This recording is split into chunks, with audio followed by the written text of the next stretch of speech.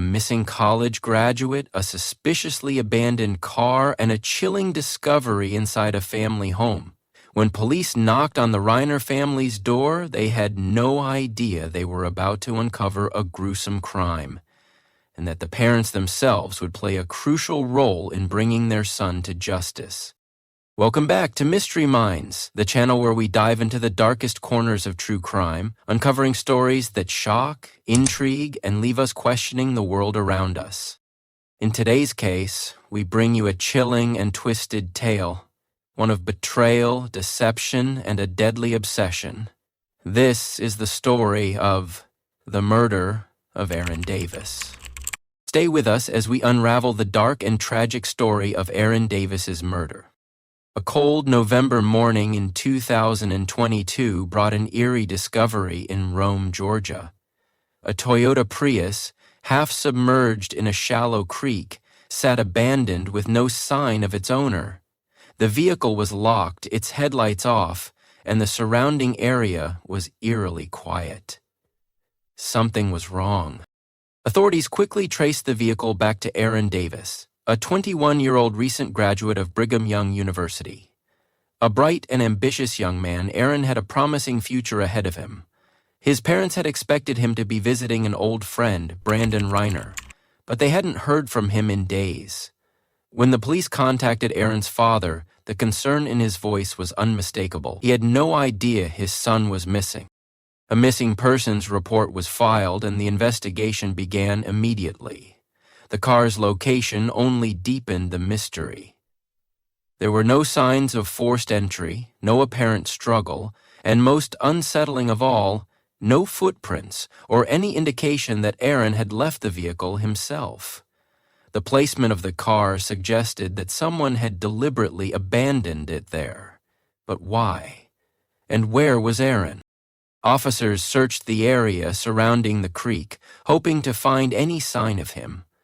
The dense woods and isolated roads made the search difficult, but not a single clue turned up.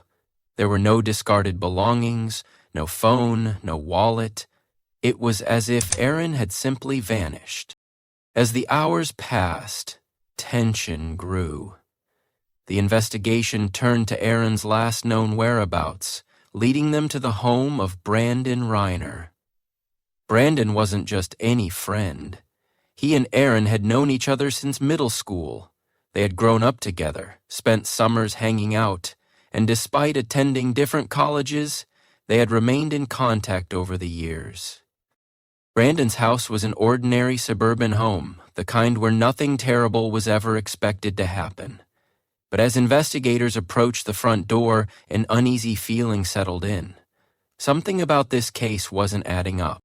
The first interaction with Brandon raised red flags. He claimed Aaron had been with him but had left in the middle of the night. His explanation was simple. Aaron had been drinking heavily, and at some point he had wandered off. But why would he leave without his car? And why had he not contacted anyone since? The details felt off, inconsistent, and with each passing moment, suspicions grew. Brandon insisted he had been searching for Aaron himself, but there were no signs of panic, no urgency in his behavior. It was as if he was just going through the motions. The police took his statement but weren't satisfied. When Aaron's father was informed of the situation, his worry turned into dread. His son wasn't the type to disappear without a word. Something was very wrong. As more officers were assigned to the case, Aaron's digital footprint was examined. His phone was off, and his last known activity was days ago. Bank records showed no recent transactions. It was as if his entire life had been paused. The discovery of the abandoned car had been the first warning sign, but the deeper authorities dug, the more troubling the case became. Friends and family described Aaron as responsible, the kind of person who would never put himself in a dangerous situation. Hours turned into days, and every lead led to a dead end. The search was growing desperate. The last person to see Aaron alive was Brandon, and if he wasn't telling the full truth, then the answer to Aaron's disappearance might have been inside that house all along. The walls of the Ryner home held secrets. Secrets that, once uncovered, would turn this missing persons case into something far more sinister. The search for Aaron Davis led investigators back to where he was last seen, the home of Brandon Ryner. Suspicion had already begun to build around Brandon, and his vague explanation about Aaron's sudden disappearance didn't sit well with police. Something was off. If Aaron had been drinking and simply wandered off, why hadn't he called anyone? Why was his car found abandoned miles away with no sign of him? The pieces didn't fit. Investigators arrived at the Ryner home, a quiet suburban house that looked just like any other in the neighborhood. But behind that front door, something wasn't right. When officers knocked, Brandon took longer than expected to answer. His demeanor was calm, almost too calm, considering his friend was missing. He repeated the same story he had told before.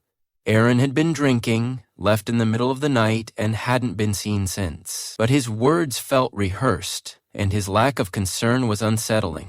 Police asked to search the house, and Brandon hesitated. He wasn't outright refusing, but the delay raised suspicions. Eventually, he allowed them inside. The moment investigators stepped in, they noticed something strange. A strong chemical smell lingered in the air, almost as if someone had been trying to clean too recently. Too thoroughly. The house was tidy, but it was the wrong kind of clean, the kind meant to erase something rather than maintain order. Moving through the house, officers quickly took note of locked doors. When asked about them, Brandon claimed they led to storage areas or rooms that weren't in use. But the most concerning discovery was inside the guest room. The very room Aaron was supposed to have stayed in. The bed was stripped bare, the mattress exposed.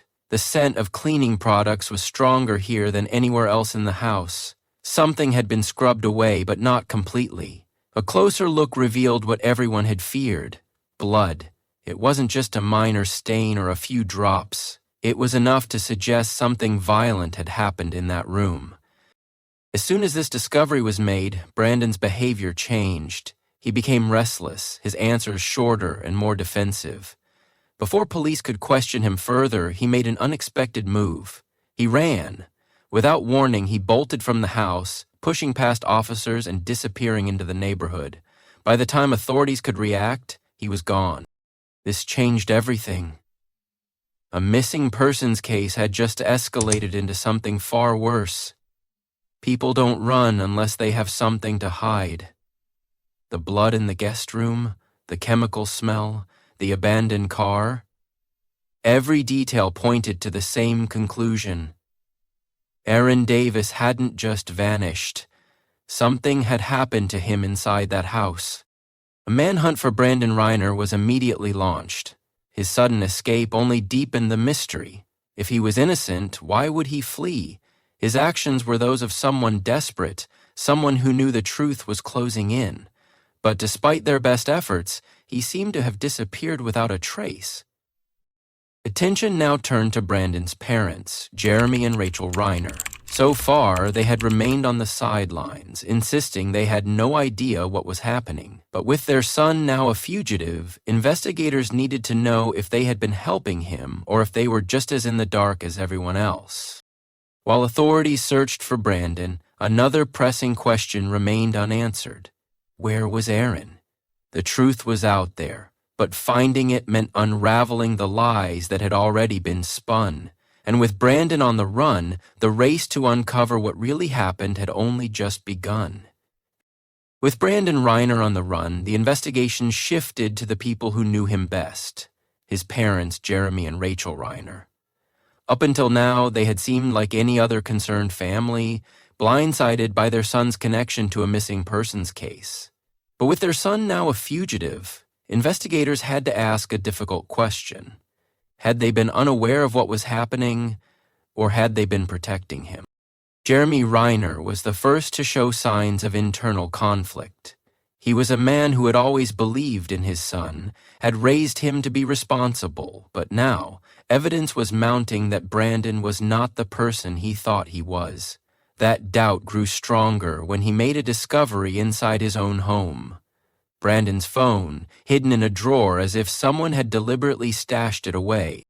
Curiosity turned to dread when he powered it on. The notes inside were disturbing.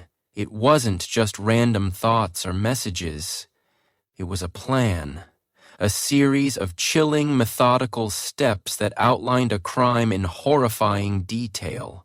The words on the screen revealed that whatever had happened to Aaron Davis hadn't been an accident or a drunken mistake. It had been premeditated. Each step was carefully listed, from how to clean up to what to do afterward. It was undeniable. Brandon had planned something terrible. Jeremy hesitated. Turning the phone over to the police would mean confirming the worst. It would mean acknowledging that his son was a murderer. But withholding it meant something far worse, helping a killer escape justice. The weight of the decision pressed down on him, the knowledge that whatever he chose would change everything. Rachel Ryner was struggling in her own way. She had always been fiercely protective of Brandon, her only son. The idea that he was capable of something so horrific was unthinkable. But the blood in their house, the missing friend, and now the hidden phone, it was undeniable. Still, handing their son over to the authorities was a line neither of them had ever imagined crossing. For hours, Jeremy kept the phone to himself, wrestling with the implications. Could there be another explanation? Had someone else used Brandon's phone? Had Aaron written those notes himself? The questions swirled, but deep down he knew the truth. The boy he had raised, the son he had always trusted, had done something unspeakable. When police came knocking again, pressing for more answers, Jeremy made his choice. He turned over the phone, the weight of his decision evident in his expression. Investigators wasted no time combing through the data, extracting files, messages, and notes that painted a grim picture of what had happened to Aaron Davis. But there was still one crucial piece missing. Where was Aaron's body? While law enforcement intensified their search, Brandon remained missing. Days passed with no sign of him, but his parents were now being watched closely. If he reached out to them, authorities would be ready. And then, just when it seemed like Brandon had disappeared for good, Jeremy made another call to the police, one that changed everything. Brandon was ready to surrender. His father had convinced him to stop running. The family arrived at the police station in silence. Rachel's face pale, Jeremy's expression unreadable. Brandon was calm, eerily composed, as officers took him into custody. There were no signs of remorse, no panic, no fight, just a quiet acceptance. But despite his surrender, there were still questions that needed answers. Brandon refused to speak, requesting a lawyer the moment interrogation began. He wouldn't say a word about Aaron. Brandon Ryner's quiet surrender did little to ease the weight of what had already been uncovered. He arrived at the police station flanked by his parents, his face blank, his posture relaxed, as if he were merely there for routine questioning. But the reality was far from ordinary. He was now the prime suspect in the disappearance and likely murder of Aaron Davis. His surrender might have marked the end of his time on the run, but it was far from the end of the investigation. Once inside the interrogation room, Brandon made his stance clear. He would not answer questions. He would not explain himself. The moment investigators pressed him for details, he requested a lawyer. The silence was deafening. His lack of emotion, his lack of urgency, only deepened the unsettling nature of the case. It was as if he felt no fear, no regret. Investigators already had plenty of circumstantial evidence: the blood in his home, the chemical smell, the abandoned car, and now the chilling notes on his phone. But without a confession, they needed more. Jeremy Ryner had already crossed a painful line by turning over the phone, but the most critical decision was still ahead. He had one last truth to reveal. With visible hesitation, Jeremy finally spoke the words that would bring an end to the search for Aaron Davis. He knew where the body was. He had likely known for some time, but had wrestled with the unbearable reality of what his son had done. The weight of guilt was crushing. Keeping this secret any longer would make him complicit in a crime he never could have imagined being a part of.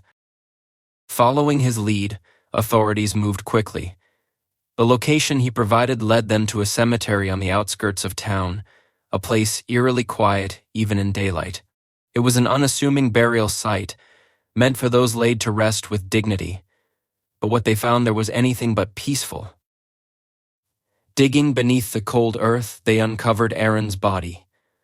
Wrapped in sheets from Brandon's home, it was clear this wasn't a hasty disposal. The placement suggested calculation, an effort to ensure the body remained hidden. Yet despite the attempt, Aaron had been found. The evidence was undeniable. The case was no longer about proving whether a crime had occurred, it was about ensuring justice was served. The condition of the body only raised more disturbing questions. Aaron hadn't just been killed, there were signs of mutilation. Investigators had prepared themselves for the worst, but even seasoned professionals were shaken by what they saw. This wasn't just a case of a fight gone wrong or an accident that had spiraled out of control. The level of brutality suggested something much darker. As officers relayed the news to Aaron's family, the weight of reality settled in. The hope that he might still be alive had been extinguished. What remained was the need for answers, for justice, and for closure. But the one person who could provide those answers, the person who had spent years as Aaron's friend, wasn't willing to say a word. Brandon remained composed as he was formally charged with Aaron's murder. No breakdown, no anger, no emotion. His lack of reaction only fueled the public's fascination with the case. How could someone do something so horrific and remain so calm? What had driven him to turn on his own friend? The gruesome discovery at the cemetery shattered any lingering doubts about his guilt. But it also left one final, chilling question unanswered. If Brandon had been capable of this, had there been signs all along? Had the people closest to him missed something, ignored something, dismissed something as normal? The truth about what had happened to Aaron Davis had finally been uncovered, but the most unsettling part of all was the realization that the real mystery wasn't just about what Brandon had done, it was about why. Why? The courtroom was silent as Brandon Ryner sat before the judge, his expression unchanged, his posture as relaxed as ever. For months, the world had watched as the case of Aaron Davis unfolded, each disturbing detail more unsettling than the last. Now, the moment had arrived for justice to be served. The evidence against Brandon was overwhelming. His home had been a crime scene, his phone had contained a chilling to-do list, and Aaron's body had been found buried with undeniable links back to him. But despite everything, Brandon had refused to offer an explanation. His defense team attempted to build a case around mental instability, suggesting that Brandon had been suffering from an undiagnosed psychological disorder. They argued that his actions were not those of a rational person, that something deeper had been at play. But prosecutors countered with the cold, calculated nature of the crime. The detailed notes, the methodical cleanup, and the careful disposal of Aaron's body all pointed to intent. This was not an impulsive act. This was premeditated murder. Aaron's family sat in the courtroom, their pain evident. They had waited for this moment, hoping for answers that never came. Brandon never looked in their direction. He never apologized. He never showed remorse. It was as if he were merely an observer in his own trial, unaffected by the consequences of his actions. On July 18, 2024, the verdict was read. Guilty. The sentence was severe life in prison without the possibility of parole. The plea of mental insanity was dismissed. The court had decided that Brandon Ryner knew exactly what he was doing when he took Aaron Davis's life, and he would now spend the rest of his own behind bars. For Aaron's family, the sentencing brought a form of closure, but it did not erase the pain.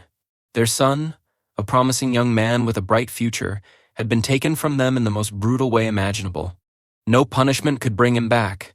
No sentence could explain why it had happened in the first place. The trial had answered the legal questions, but the emotional ones remained. Even after the case was closed, the public remained haunted by the details. What had driven Brandon to betray and kill someone who had trusted him? Was it jealousy? Resentment? A hidden darkness that no one had noticed? There were theories, but no definitive answers. Without a confession, all that remained were chilling speculations.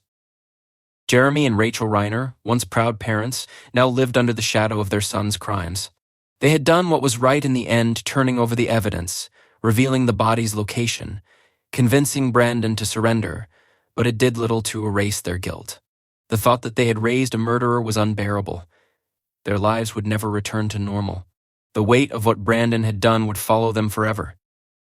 The town of Rome, Georgia, was left shaken by the case. This wasn't the kind of place where something like this was supposed to happen. Friends turning on friends, premeditated murder. A body buried in a cemetery like an afterthought. It was the kind of crime that belonged in movies, not in their quiet community. Yet it had happened, and the scars remained.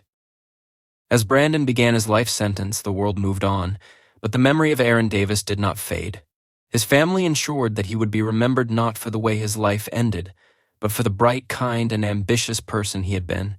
They created scholarships in his name, shared stories of his accomplishments, and made sure his legacy was one of positivity rather than tragedy. What drives someone to commit such a horrific act against a friend? Was it jealousy, a hidden grudge, or something even darker? Let us know your thoughts in the comments. If you found this case as shocking as we did, don't forget to like, subscribe, and turn on notifications so you never miss a new true crime story. Thanks for watching Mystery Minds. Until next time, stay safe, stay curious, and keep questioning the world around you.